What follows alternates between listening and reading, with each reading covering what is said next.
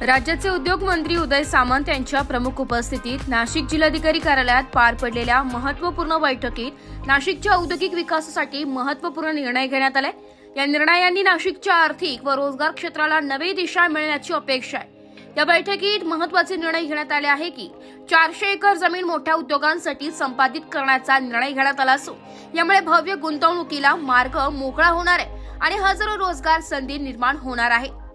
IT पार्कसाठी 40 acre जागा निश्चित करण्यात आली असून आयटी उद्योगांना नाशिकमध्ये स्थिरावण्यासाठी पोषक वातावरण मिळणार आहे।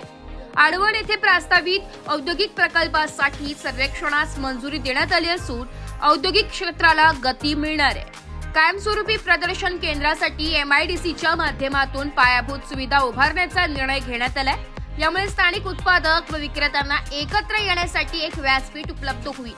कुंभमेळा काळात टेंट सिटी उभारण्याचा निर्णय घेण्यात आला असून पर्यटकांसाठी दर्जेदार सुविधा निर्माण होतील।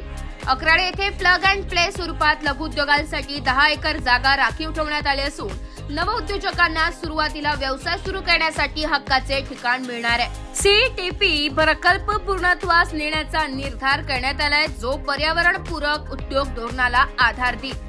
प्लेटेक्स बिल्डिंग सुविधा उभारण्याबाबतही चर्चा झाली आहे, जी उद्योगांसाठी सहज उपलब्ध जागा पुरवेल। या निर्णयामुळे नाशिक जिल्ह्याच्या औद्योगिक, सामाजिक आणि पर्यावरणपूरक विकासाला नवसंजीवनी मिळणार आहे। जिल्हा प्रशासन, MIDC आणि संबंधित विभाग यांचे समन्वयाने हे सर्व निर्णय प्रत्यक्षात उतरणार असल्याचे बैठकीत सांगण्यात आले। ब्युरो रिपोर्ट, नाशिक लोकशाही न्यूज, नाशिक।